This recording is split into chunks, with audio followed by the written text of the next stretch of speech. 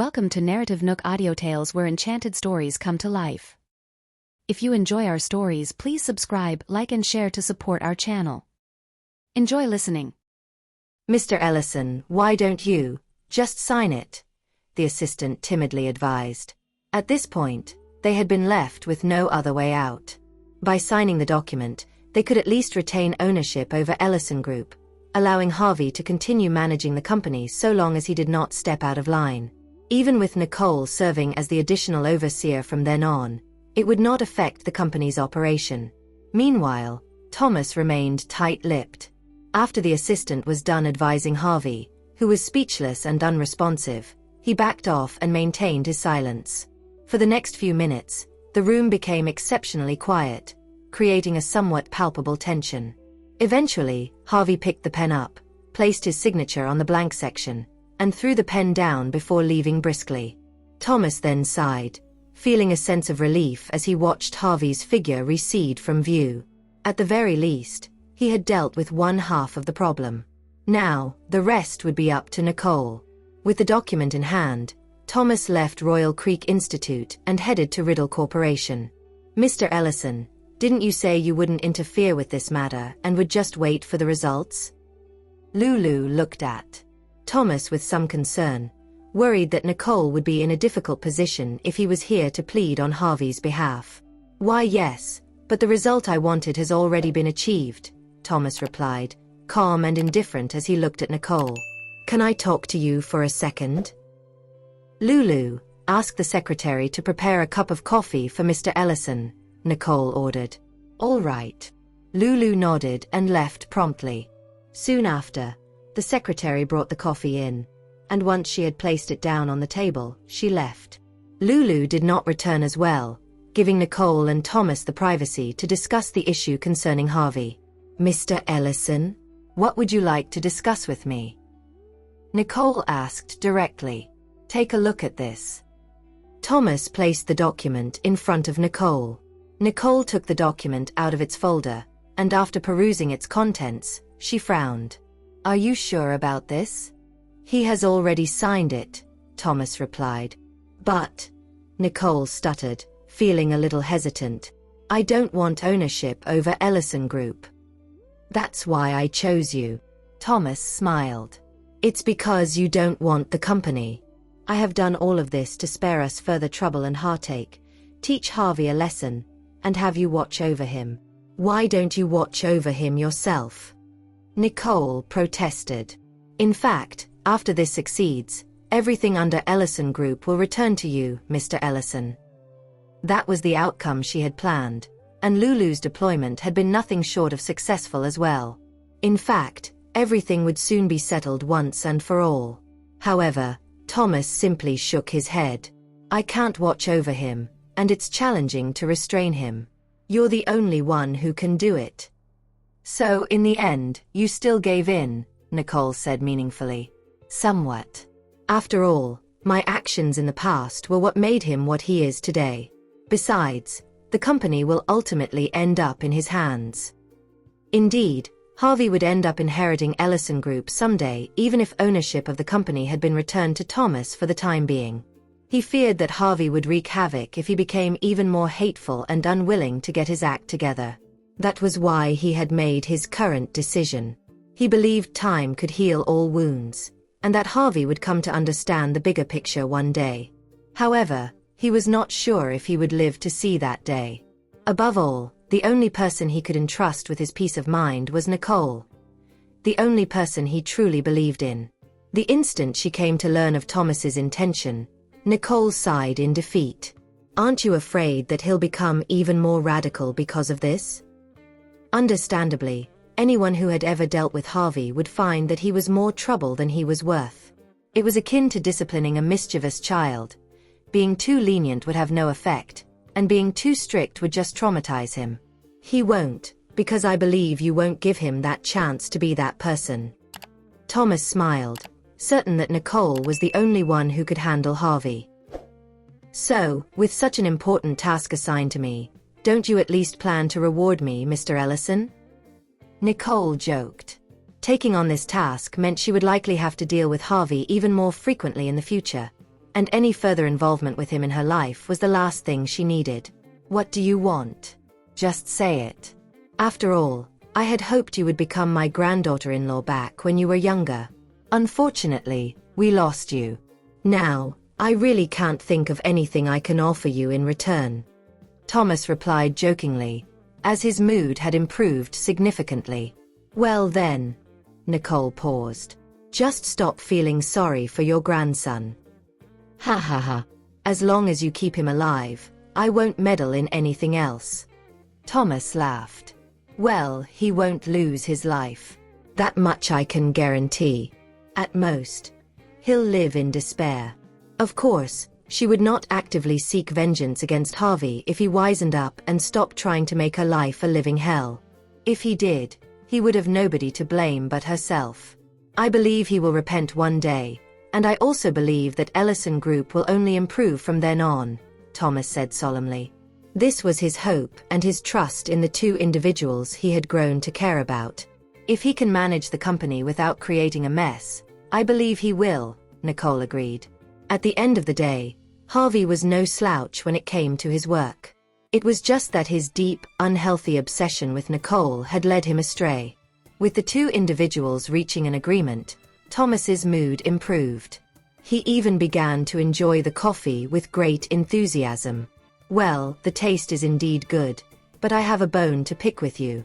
Thomas complained in seeming dissatisfaction. Ever since Harvey offended Jared, I haven't been able to get a taste of the unique coffee he used to supply me. Are you complaining to me? Nicole laughed. Of course. I must ask that you convince your husband to change his mind. How can he be so stingy? Thomas looked at Nicole, his brows raised in dismay. If you like my coffee, I can always send some of this year's new coffee beans to you, Mr. Ellison. Suddenly, Jared's voice was heard, surprising the individuals who then turned to look at the tall, solid figure who had just strode into the office. Why are you here? Nicole smiled and stood up. Just came to see you, Jared responded gently. His eyes then trained on Thomas. You came here to see if I'm giving your wife a hard time. Thomas smiled. Thomas had already seen through Jared's purpose of coming here from the get-go before revealing it before everyone in the room. How could I pick on Nicole? Moreover, she isn't someone I could do that to, he thought. You're handing her a hot potato. Don't you think it's equivalent to giving her a hard time? Jared countered without backing down. If he had not just heard Thomas's words, which were rather pleasant to the ears, he would not have even offered to give him some of his special coffee beans. In her hands, the potato won't burn, especially with you around, Thomas retorted as if it were a matter of fact. All right then. Anyway, you may go home now, Mr. Ellison. Jared finished, his tone calm and polite as if he was not trying to get someone to leave. If anything, it seemed as though they were having a casual conversation. Displeased, Thomas shot Jared a sour look. Fine. I'm not going to disturb you anymore. Don't forget to sign the documents, Thomas reminded Nicole, after which he marched out of the office. With the pressing matter resolved, Thomas became even more energetic and joyful. This time, Thomas is truly at ease. Nicole sighed. You didn't have to agree, you know, Jared said gently. It doesn't matter.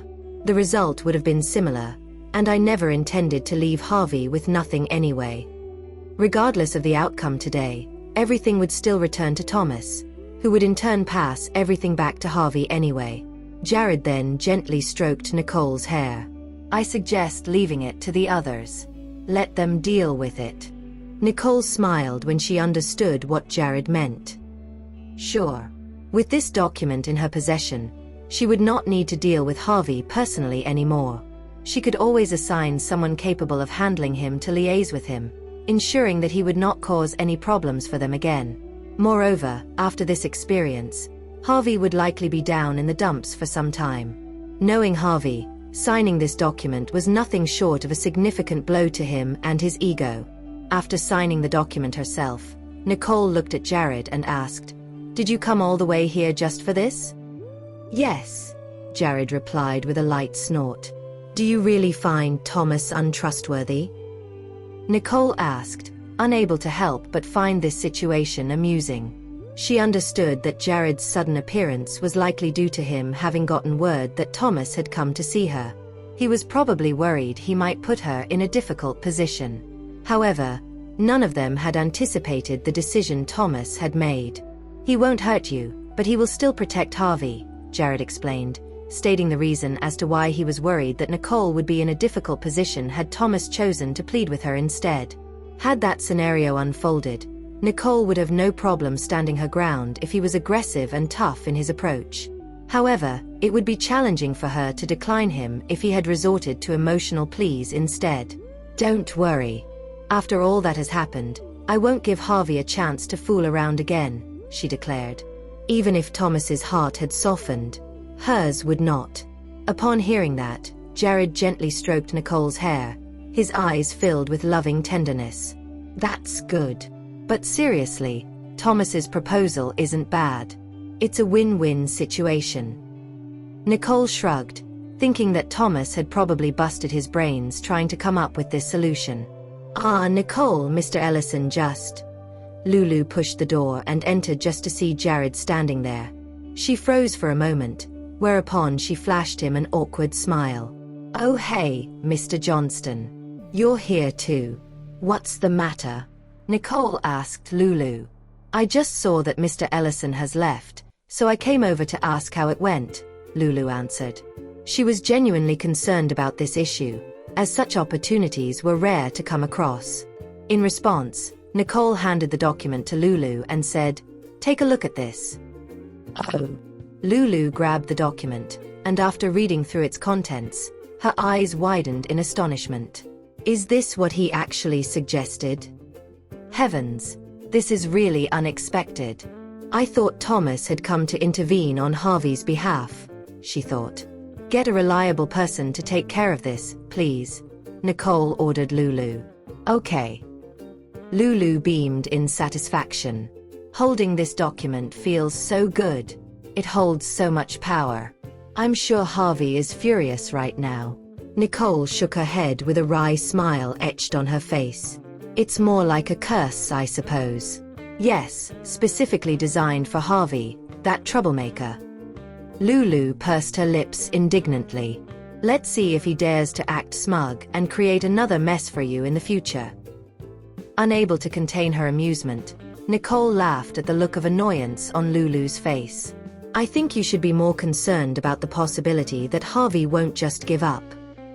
If that were the case, Ellison Group would be in turmoil for longer than it needed to be." "He better not," Lulu replied, grimacing. After she had said that, she waved the document in her hand and said, "I'll be going now. We need to take care of this as soon as possible." "Go ahead then." Nicole nodded in agreement. After Lulu had hurried off, Nicole glanced over at her watch and said, "It's almost noon. Let's have lunch together." "Sure." Jared, with eyes brimming with tenderness, grabbed her hand.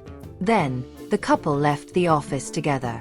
Soon after, they found a restaurant they fancied and sat down for lunch. The entire ordeal with Harvey has finally come to an end.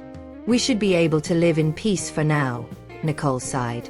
At the very least, Harvey would no longer be among the list of people trying to make life difficult for her. Jared looked at her and gave her a reassuring smile.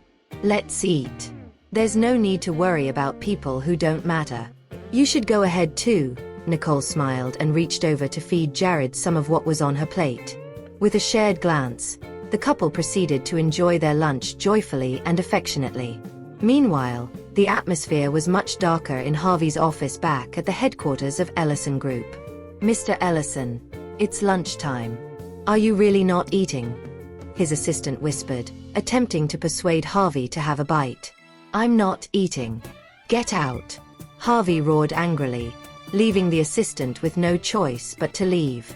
The office fell silent again, and that was when Harvey leaned back against his chair, his grimace sour and terrifying. He had never expected to end up like this. Right now, everything seemed to belong to him, yet not exactly so. Thomas had ultimately refused to help him, and top of that, had left him between a rock and a hard place. He hated the idea of Nicole overseeing Ellison Group in the not-so-distant future. She was the woman he had always wanted to win over. But now, she was someone he could never attain. This was an outcome he could never think to bear. The more he thought about it, the more depressed he became. Suddenly, Harvey felt his vision blur, and he fainted. The assistant rushed in when he heard a loud thud emanating from Harvey's office. When he saw Harvey lying unconscious on the floor, he blanched and ran off to call for someone to take him to the hospital. In the afternoon, the sun was high and glaring. After having lunch together, Jared brought Nicole back to Riddle Corporation. The moment she stepped into her office, she noticed that Lulu had a look of frustration and confusion on her face. "What do we do now?" "Sending someone over to take charge of Ellison Group doesn't seem appropriate," Lulu remarked. Even if they did not assign someone to take the company over, someone would still need to step in and solve the issues at Ellison Group. The fact remained that there was work left to be done, and there was no escaping that. Nicole frowned, understanding Lulu's concerns. After all, the issues plaguing Ellison Group had not been completely resolved yet, and the process of taking over all of its responsibilities after Nicole had signed the document would not occur without its fair share of misunderstandings and complications. If they did not intervene, however, the crisis in the company would just snowball into something far less manageable. After careful consideration, Nicole looked at Lulu and said, "Lulu, you should go there in person." "Me?" Lulu asked, her voice of surprise going up by a few octaves. "After thinking it through, I've decided that you're the only one who can make me feel most at ease," Nicole said, solemn and unsmiling. "If we leave someone else to do it, it's likely that overseeing the entire situation will be difficult." Nicole could not go there herself, so she thought that assigning Lulu this momentous task was the most reasonable course of action she could take. After all, Lulu had been handling all affairs concerning Ellison Group for as long as she could remember. She was more than capable of dealing with the situation. As such, Nicole felt most at ease with her taking on that task. After biting her lip, Lulu nodded and said, "All right." Ultimately, she concluded that she was needed there. Regardless of what happened, they needed to take care of the financial crisis in Ellison Group first before making any further decisions. "If you need help, you can bring a few of our staff members with you to help you out," Nicole instructed. "Got it." Lulu sighed. "I now understand what you meant when you said you were worried about Harvey going insane. If Harvey ended up crashing and burning, there would be nothing but more trouble for them. They would not be able to manage Harvey's company forever, as they did not have that much free time in their hands." Optimistic, Nicole smiled and said, "Let's get through it for now and we'll decide what to do once Harvey has regained consciousness." The fact that he could be unconscious for so long was truly frustrating. In the world of business and commerce, failures or financial crises were not guaranteed death sentences to the businessmen affected. As such, avoidance of the issue was not the solution going forward. "I'll tidy up and head over," Lulu said before leaving. Nicole shook her head slightly. Right now, all she could do was hope that Harvey would recover quickly. If his mental health continued to decline at the rate it was, they would have no choice but to brace for more headaches. An entire afternoon passed without Nicole receiving any news of Harvey regaining consciousness, causing her to grow even more anxious. What if Harvey has experienced so much shock that he is unable to wake up? If that happened, the responsibilities of the entirety of Ellison Group would end up on her shoulders, and that would be a problem. She had done whatever she did to get rid of Harvey, but lo and behold, she had ended up with more on her plate than ever. "Nicole, it's time to leave. Aren't you going home?" Lulu peeked in and asked. "You're back," Nicole yelled, somewhat surprised to see Lulu. "Yes, Spencer came to pick me up. He didn't know I went to Ellison Group, so I came back to wait for him. Besides, I need to prepare a few more documents. I'll be heading back there early tomorrow morning," Lulu explained. "Is everything okay?" Nicole asked, concerned for Lulu. After issuing a sigh of helplessness, Lulu replied, "It's all right, but it's a little tricky if I must be honest." After all, Lulu had suddenly been transferred to Ellison. group while Harvey had been hospitalized. Everything had happened too suddenly, so it was natural that the staff members there would be wary of her. Shaking her head, Lulu deprecated herself and remarked, "Turns out, being in possession of that powerful document doesn't make everything easier at all. It will be fine. Just hang in there for a few days. Harvey won't remain unconscious forever," Nicole reassured Lulu. Lulu smiled and said, "Yeah, I know. But if he does remain unconscious in the long run, Ellison Group will be ours whether we like it or not." "If that's the case, I'll leave that company to you," Nicole played along, knowing that Lulu was joking. Lulu groaned. "I'd rather not. Spare me the headaches. I was just kidding." The two burst out laughing and left Riddle Corporation soon after. And when Lulu saw Spencer, she immediately ran up to him. Meanwhile, Nicole got into Jared's car with a smile. "Thomas has gone to the hospital," Jared informed Nicole as soon as they had both gotten into the car. "Seems like it's quite serious," Nicole sighed. "I hope he recovers soon." Jared glanced at Nicole and then gently held her hand. With a touch of tenderness, he said, "Leave it to Thomas." "Okay." Nicole nodded. "For now, I've temporarily handed authority over all matters concerning Ellison Group to Lulu. We'll make more important decisions after Harvey is done slumbering." Back at the Riddle residence, Tia had just returned with Nolan and Lana. "Daddy, Mommy." The two little ones joyfully darted across the lawn to meet Jared and Nicole. "Good evening." Tia ambled over. "Anyway, I'm heading back now." Nicole smiled and nodded. "All right." Nicole watched as Tia left, wondering, why does it feel like Tia has been avoiding Stanley as of late? "Why are you standing out here?" Stanley, who had just returned, asked upon noticing the family of four standing at the yard. "We just got back. We're just about to head inside," Nicole replied, taking Nolan and Lana by their hands before walking them into the mansion. Jared went on to follow his family into the house, while Stanley stayed behind. Nicole arched her brows as she observed Stanley's actions, a smile creeping up her lips. She had deliberately mentioned to Stanley that they had just returned, and much to her amusement, Stanley seemed to have understood what she meant. If he did not, he would not have looked in the direction of Tia's quarters located at the backyard.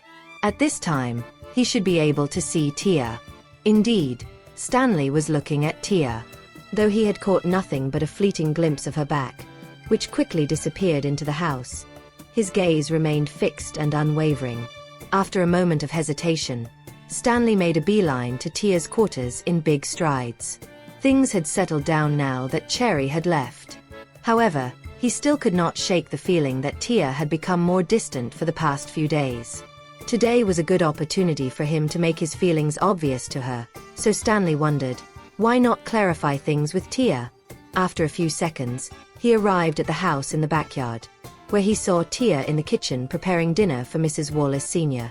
"Prepare some for me too," Stanley reminded Tia while standing at the doorway of the kitchen. Tia widened her eyes in surprise when she heard Stanley's voice. "Wait, why are you here?" "To see you." Stanley smiled. "I just so happen to be here for dinner, so I reckon, why not? Do you really want to have dinner here?" Tia frowned, sounding a little hesitant. Stanley raised an eyebrow. "Is it inconvenient?" "No, please stay," Mrs. Wallace Sr. replied from behind. Knowing who that was, Stanley shifted his gaze toward Mrs. Wallace Sr. and greeted, "Hello, Grandma. If you want to have dinner here, you are welcome to stay," Mrs. Wallace Sr. said with a loving smile. "All right," Stanley agreed. He then stepped forward and pushed Mrs. Wallace Sr. toward the dining room. Nervous and uncomfortable, Tia bit her lip and continued preparing dinner for one more, knowing that Stanley would definitely stay. After a while, Tia brought the food to the table, signaling that dinner was ready. "Sit down and join us," Mrs. Wallace Sr. called out to Tia. "Okay," Tia answered and sat down to have her dinner with Mrs. Wallace Sr. and Stanley. The atmosphere during dinner carried a strange tension. Tia kept her head down the entire time while Stanley would steal glances of her every now and again, while Mrs. Wallace Sr. watched the two of them with a look of amusement and contentment. Although no one spoke, it seemed like 1,000 words had been exchanged. "I'm done. Tia, keep Stanley company for me. I'm feeling a little tired, so I'm going to get some rest," Mrs. Wallace Sr. said, steering her wheelchair toward her room. Tia began to feel even more awkward as she realized that Stanley was staying. She quickly glanced over at him and lowered her head again, feeling very awkward in his presence.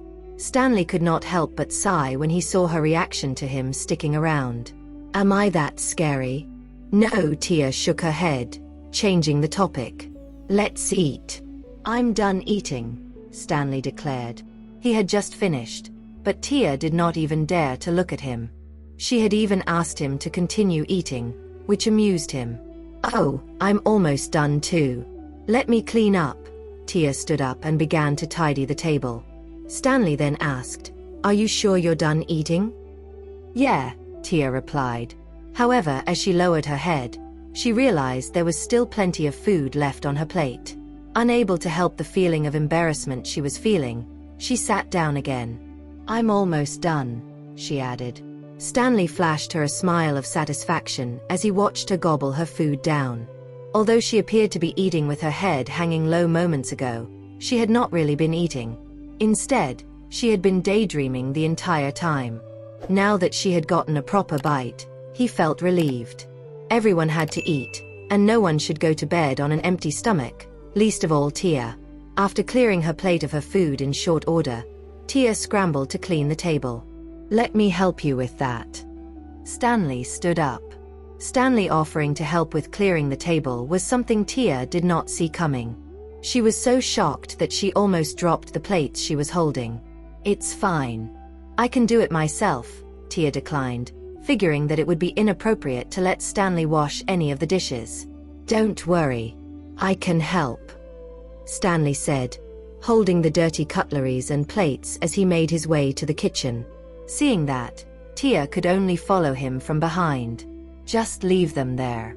I'll wash them." Stanley, however, did not leave when he saw Tia rolling her sleeves up to wash the dishes. Instead, he simply stayed put and stared at her. Naturally, his gaze made Tia feel uneasy, which in turn made her clumsy. Even the clattering of the dishes in the sink became louder as she inadvertently struck them against one another. Stanley, however, was nothing short of happy. He could not help but smile upon hearing the clinking of the dishes. "If we ever get together in the future, will our home look just like this?" he wondered to himself. "Are you done, Tia?" Stanley asked. "Yeah, LLM," Tia stuttered, overwhelmed with nerves now. After putting the dishes back in place, Tia wiped her hands and said, "They're all done now." "Come with me then." Stanley grabbed Tia's hand and led her to the yard. "LLS, there's something that matters?" Tia's face flushed, her voice lowering to a faint whisper. Her heart was racing as she did not expect Stanley to grab her hand and hold it just like that. After a brief stroll, Stanley stopped, but he did not let go of Tia's hand. Instead, he lowered his gaze and looked at her earnestly. "I have something to tell you." "What is it?" Tia asked without the courage to look him in the eye, feeling inexplicably nervous. Taking a deep breath, Stanley's gaze softened into an affectionate stare, and without so much as a second of hesitation, he gently asked, "Would you like to be my girlfriend?" "What?" Tia raised her head in astonishment, looking at Stanley as her mind blanked out for a moment. What did he just say? Did I mishear, or was it real? She panicked. "There's something I've been keeping to myself for a long time, and now, I feel that I must come clean and say it to you." Stanley held onto Tia's hand tightly, his gaze intense and solemn as he looked Tia in the eyes. "I like you." Tia's mouth was wide open when she realized that she had in fact not misheard him. She was speechless and did not know how to respond. If anything, she felt as if she could not muster a single sound. "I've liked you for a long time, but I thought you had someone else in your heart, so," Stanley clarified, since he had already come this far in his confession. Upon hearing Stanley's words, Tia immediately shook her head in denial. "No, there's no one else in my heart. After she had told him the truth, a realization dawned upon her, and her cheeks turned even redder. Stanley immediately hugged her when he saw her trying to explain herself, even when she was anxious and shy. "I'm sorry. It's all my fault." If he had not misunderstood her and jumped to the hasty conclusion that she had someone else in her heart, he would not have made her wait for so long. Perhaps they could have been together much earlier. "No, you didn't do anything wrong to me," Tia explained in a hurry, not understanding why Stanley would say that. He had not done anything wrong, at least not to her. "I'm really sorry. I was an idiot." He shook his head. Standing up straight with his hands on Tia's shoulders, Stanley looked at her seriously. "It's my mistake. I thought you liked Martin, so I figured I would just stick around and look out for you in secret." However, little did he realize that 5 years had passed, and yet there was still no progress between Tia and Martin. Indeed, he had made a huge blunder assuming that Tia had her eyes on Martin. If he had just a little more courage, perhaps things would not have turned out this way.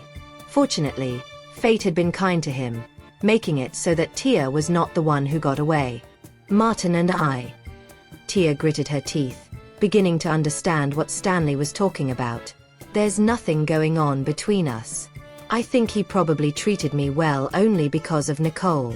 She had never thought that Martin would like her, let alone consider the idea that Stanley might have a crush on her.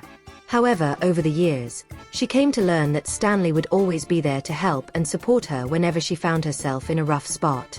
Perhaps that was how she gradually fell for him. But due to their obvious differences in status, she had never dared to reveal her true feelings to herself. She believed that keeping them to herself was the best thing to do. However, that had only resulted in the both of them just silently looking out for each other, with neither of them having the courage to confess. "Having said all that, are you finally going to be my girlfriend?" Stanley asked again, finally knowing how Tia actually felt.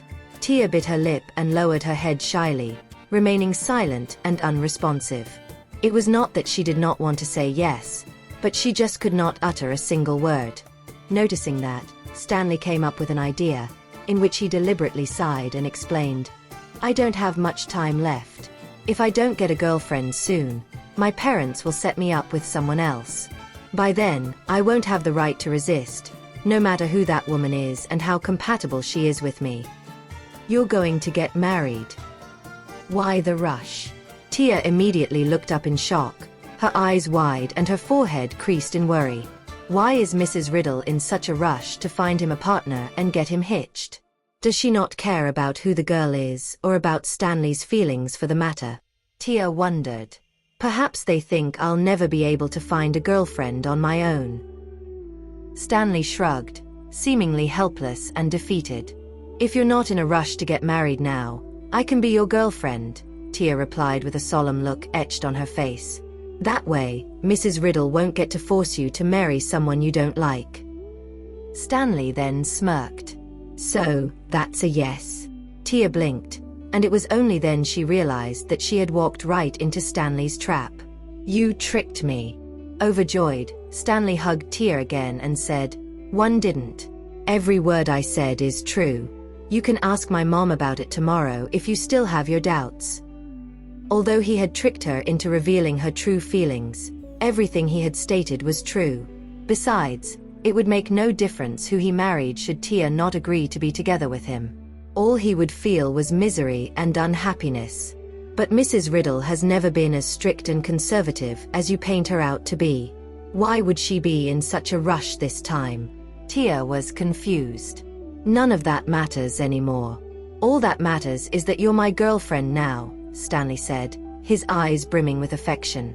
After having waited for so long, Stanley finally had one of his greatest wishes fulfilled. Perhaps Cherry was right in this regard. One must always fight for what they desire in life, and one should never leave regrets in their life. The next day, the sun rose, brilliant and warm, scattering its rays into the bedrooms of the Riddles. After the family woke up, they gathered in the dining hall for breakfast. While munching on a piece of toast, Gloria asked Stanley, "Why did you have dinner at Mrs. Wallace Sr.'s last night?" Everyone had been waiting for Stanley, but he never returned. It was not until someone asked that they discovered he was staying at Mrs. Wallace Senior's quarters for dinner, which came off to them as strange. After a moment of hesitation, Stanley said, "The food over there looked really delicious, so I stuck around." "Uncle Stanley, did you find the food in Great-Grandma's place appetizing because Tia made it?" Lorna raised her head and asked. Feeling a surge of embarrassment, Stanley shifted the subject with his brows raised and lips pursed. "Hurry up and have your breakfast. You're going to school soon." Nicole could not help but feel that something was off with Stanley today. She was wondering if he had made any progress with Tia, who showed up as the thought crossed her mind. Noticing footfalls in the living room, everyone stopped and looked back to see Tia approaching them. "Have you eaten your breakfast?" "Yes, thanks for asking. I'm here to pick the kids up," Tia replied. "You're here early today, so I figured you might have skipped breakfast," Gloria said. "They're still eating, so you'll have to wait for a while longer. Come over and have a seat, please." "Oh, all right," Tia responded, not knowing where to put herself. Her relationship with Stanley had indeed changed overnight. Right now, she was plagued by feelings of uncertainty about how to best interact with the Riddle family moving forward, as neither she nor Stanley had informed others about the most recent development in their relationship. "Stanley, it's been a while since you promised to tell me about your girlfriend," Gloria complained. She was irked by the fact that Stanley had not kept his promise. To this day, Gloria had still not seen his so-called girlfriend. "Mom, I do have a girlfriend.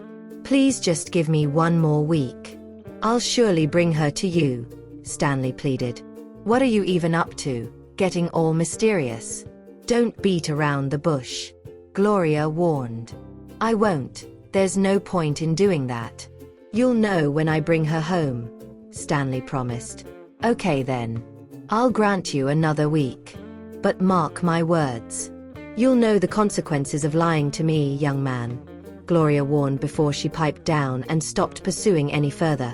Stanley eased up and glanced over at Tia's direction. He figured one more week was all he needed. "We're done," Nolan and Lorna announced, whereupon they exited the dining room and approached Tia. After slinging their bags on their backs, the kids grabbed Tia's hand. "Let's go, Tia." "Oh yeah. Come on then," Tia said, leaving with the kids. "I'm done as well," Stanley said, and hurried out of the dining hall. "Hey, you didn't even eat much," Gloria shouted at Stanley, but he was long gone by then. Nicole could only smile at the thought of Stanley running off to catch up with Tia. "We're done too," Nicole informed upon noticing Jared was done eating his breakfast.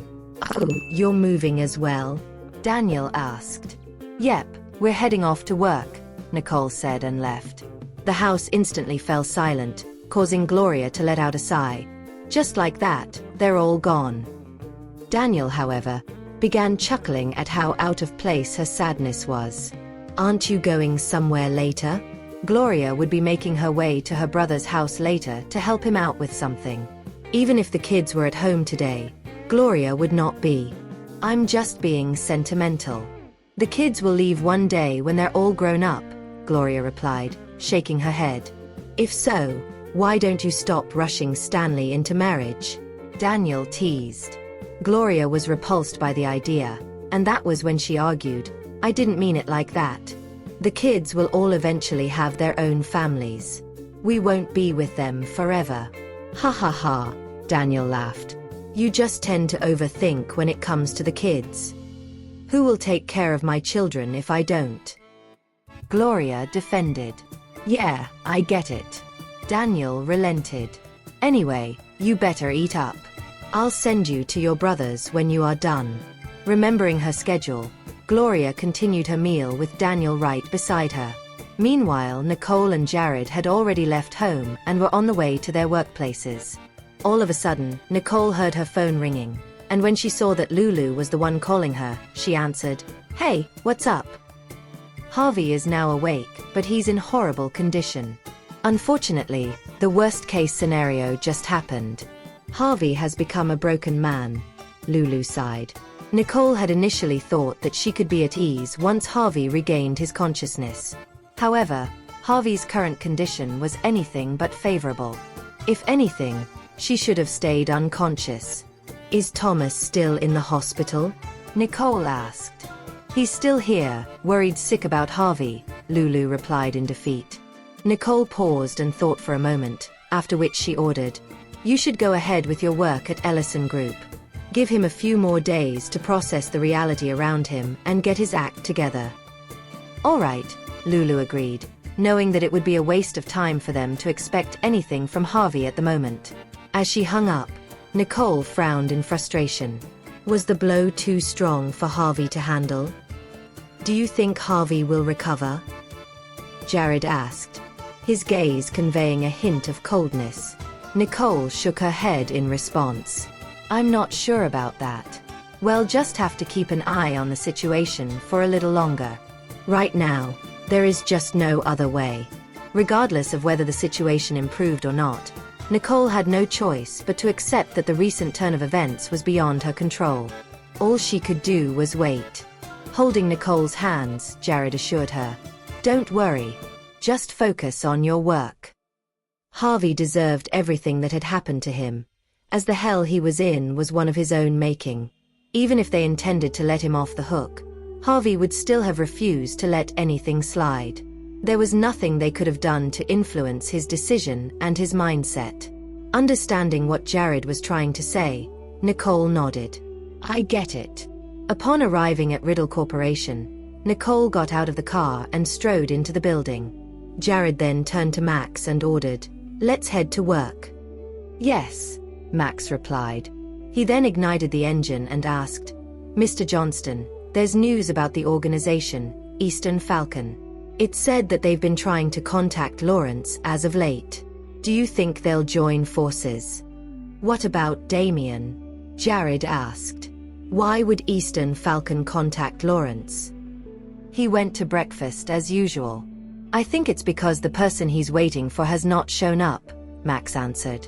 As expected, the Eastern Falcon had gotten back into action once Jared's men had loosened their watch on them.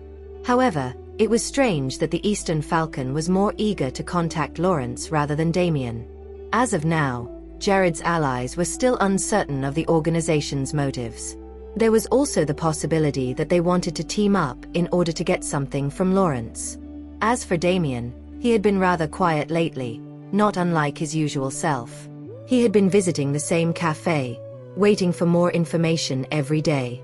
However, members of Eastern Falcon had established zero contact with him for the past 2 days.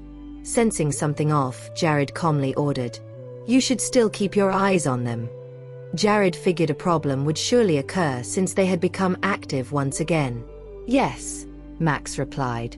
On a side note, Zane seems to have found some leads, but the veracity has yet to be confirmed. "Understood," Jared sneered, deciding they would strike once the leads were confirmed. Meanwhile, Nicole was on a phone call with Patricia. "So you're saying Max is in charge of watching over Damien now?" Nicole asked, puzzled by the sudden change, as Patricia had always been the one assigned to do it. "Yes. Max said I would get distracted, what with all the mounting workloads. He's afraid that it'd affect the mission. From now on, they'll be reporting directly to Mr. Johnston for any follow-ups." Patricia explained. "Oh, I see." Nicole nodded in understanding of the situation. "In that case, you could stay at Bay Corp and relax." Jared seemed to have considered every possible shift in circumstances when he made his arrangements. If Patricia were together with Ella, she might be exempt from being deployed in special missions that were more dangerous. In fact, she might even be assigned to stay in Bay Corp in the long run. Chuckling, Nicole felt a surge of warmth at how careful and thoughtful Jared was. She knew Jared did not care about any of these things, but he had gone out of his way to be more meticulous in his planning because of her. Thank you for listening. If you have enjoyed this story, please like and share so others can see it too. Also hit the subscription button and notification bell so you can be notified on our next release. Thank you for your support. God bless you.